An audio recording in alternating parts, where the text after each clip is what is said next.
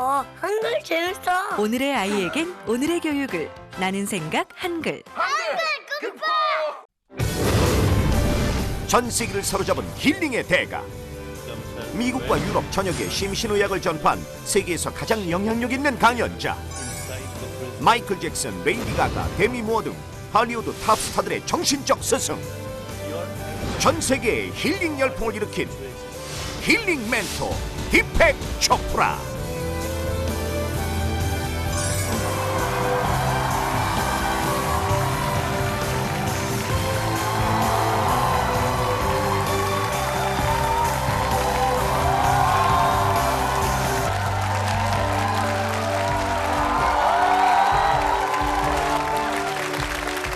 How are you?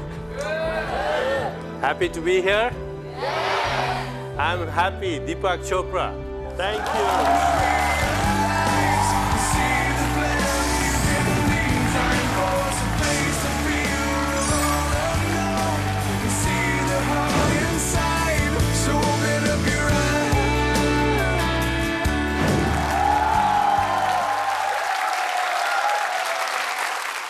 Are you happy?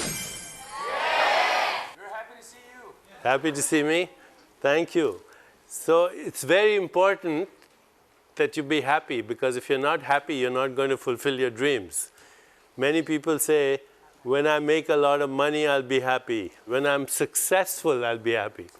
It doesn't work like that. It's the other way. If you're happy, then you will be able to love. You'll be able to have good relationships. If you're happy, you will be able to fulfill your dreams. If you're happy, you'll make the choices that make you healthy. So happiness comes first and everything else comes second. And besides that, happiness is the goal of all other goals. So if you want to be rich, why do you want to be rich? Because you think it'll make you happy. If you want to be in love, then why do you want to be in love? Because you think it'll make you happy. Happiness comes first. Everything else comes second. Do you have a dream, all of you? Yeah? Close your eyes right now and see your dream. Can you see it? Is it in black and white or Technicolor? Color, good. Okay. Can you hear it? Can you not only see it, can you hear it, taste it, smell it, touch it? Is it in 3 dimensions? See, the more vivid your dream is, the more sensory it is, the more vital it is, the more energy it has, the more likely it is to manifest into reality. Okay? But as I said before, first you must know the secrets of happiness. What makes a person happy? Here are the things that make people happy. Number one, happy people see opportunities where other people see problems. Never use the word problem. No situation in the world is a problem. It's a challenge, it's an opportunity. What we call good luck is opportunity meeting preparedness. If you're prepared, then every problem will be an opportunity for you.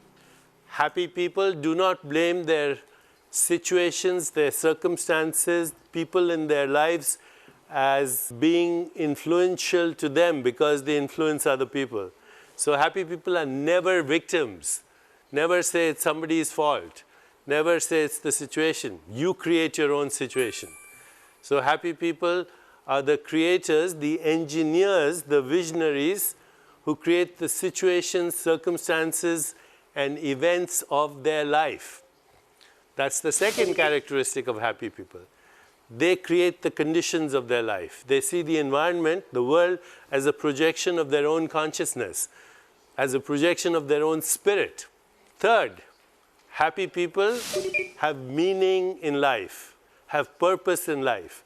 They ask themselves, who am I? What do I want? What's my purpose in life? What's my contribution to the world? Who are my heroes and heroines in history, in mythology, in religion? What are my unique skills and talents? How do I express them? And who benefits from my skills and talents? Happy people also ask themselves, what kind of world do I want to live in? How do I want to make a difference? How do I want to participate in the world that I want to create? But most importantly, Happy people know how to make other people happy. Okay, if you want to get happy in 5 minutes, just pick up one person in your life and make them happy. And it's very easy. Remember 3 letters, all begin with A. Attention. Attention means listening. Listen to other people. Appreciation. Notice their strengths and appreciate their strengths. Tell them. And number 3, affection. Care for them. Tell them that you care. So you can make anybody happy if you want by just practicing those 3 words that I mentioned. Attention, appreciation, and affection. So those are the main things that make people happy. If I knew yesterday what I know today, where would I be tomorrow? I won't let my soul slide away, do whatever it takes, 'cause it's time's only by all. I got one life, one life. Of course, we all have dreams, but the dreams also evolve. You know, when I was a little boy, my dream was to be a writer. And then as I grew up and I was about 10 or 12 years old, my father, he knew that I liked to read and write, and especially fiction. So he bought me books because my father wanted me to be a doctor. He bought me books where all the heroes of all the books were doctors. So now I wanted to be a doctor. My dream changed. I wanted to be a doctor, so I went to medical school. And then when I went to medical school, I found that being a doctor was not enough, because doctors only look at the physical body. They don't look at the mind. They don't look at that part of ourselves that we call the soul or the spirit. So from being a doctor, I went to neuroscience to understand how the brain works. How do your thoughts, the sensations in your body, the images in your mind, how do these actually influence the way your brain works? So I started to study neuroscience, neurochemistry, the chemistry of hormones in the brain. And then I realized that whenever you have a mental event, so if I ask you, think of a red rose. Can you think of a red rose? You see an image? Well, as soon as you see the image, there's an effect on your brain, effect on your body, and suddenly effect on how you see the world. So how you see the world is a result of your thoughts. What we call cognition, it influences your brain, it influences your body, influences your perception, your personal relationships, your social interactions, your environment, your biology. Everything that we call reality starts with you. And that starts with you with a flicker of a thought. And then it becomes sensations, images, feelings, emotions. There are 2 kinds of feelings we have. Feelings that connect us with the world. Feelings that connect us with the world. Okay, so what connects us with the world? Joy connects us with the world. Kindness connects us with the world. Love connects us with the world. What else connects us with the world? Empathy, compassion, peace of mind or equanimity. These are divine emotions because they connect our spirit with the spirit of everybody else. What are emotions that disconnect us? Emotions such as resentment, anger, hostility, guilt, shame, depression. These disconnect us. And when you're disconnected, you will never be able to fulfill your dreams. When you're connected, any dream can be fulfilled. So this is very important, you know, that we have 2 kinds of emotions. Remember, those that connect us to the world, we call them yummy emotions. And those that disconnect us, we call them yucky emotions. So there are only 2 mantras actually. One is yummy, the other is yucky. Okay, so practice always changing your perception of the world by connecting with the world through what are called divine emotions. Emotions that connect you with everything that we call life. Every day is full of tired excuses, but it's too hard to say. I wish it was simple, but we give up easily. You're close enough. Okay, that's the very important thing. We start with our dreams, but even before that, we make sure we are happy. Then we connect with other people through the divine emotions of love, kindness, joy, compassion, empathy, equanimity. And now it becomes very important. We feel the dream in our bodies. We feel it as sensations, as images, as thoughts, okay? And then we take that dream and we go into silence, we go into meditation.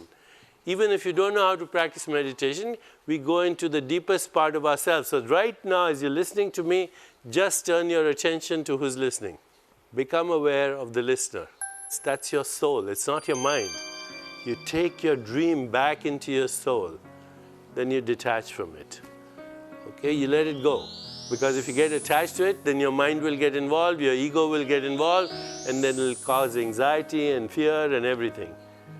You let it go, and you play, you indulge in wonder and creativity and joy and playfulness. So I have always believed all my life that the really effective people in the world, they know how to manifest their dreams because they are not too serious, they are playful, they are creative, they have joy. They know how to make other people happy. I know I'm repeating some of these things, but these are very important. If you think hard work is important, yes. But hard work is important, but if it makes you serious, it makes you dull. Okay, seriousness is not a sign of connecting to your spirit.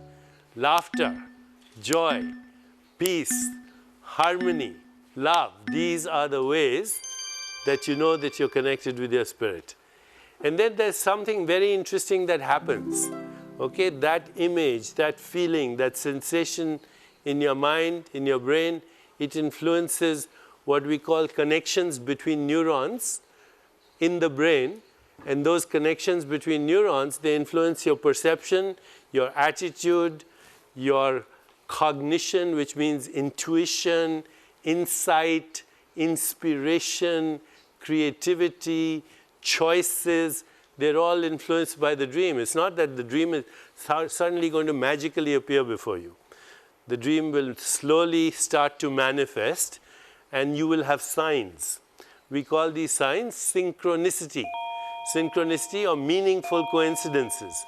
Coincidences, which means unusual things start to happen. These are signs that you are connected with your spirit, which is connected to other people's soul and the deeper domain of consciousness that we call the universal spirit. So we have a personal consciousness, we have a collective consciousness, and there's a universal domain of consciousness with which we connect. You can say, now your computer is plugged in to the cosmic computer.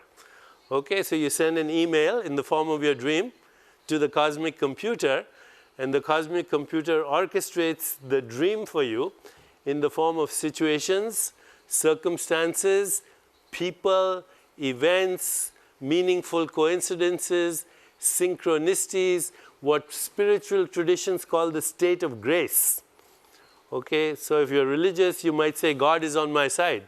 If you're not religious, then you might say, it was a state of grace, or it was meaningful coincidences, or it was synchronicity, etc., etc. This is good luck meeting preparedness. And that is the way you begin to manifest your dreams. So that's how it happened to me. Okay, I got involved in the science, the neuroscience, and then I realized the mind-body is not enough. We have to connect with other people, that we have to heal the ecosystem, society, ultimately the world. And if there's one thing you can do right now, you should ask yourself big questions. Who am I? What do I want? What kind of world do I want to live in? And how am I going to participate in the creation of that world, and how we'll connect with each other? If we can connect each other today, okay? That's it. Thank you very much.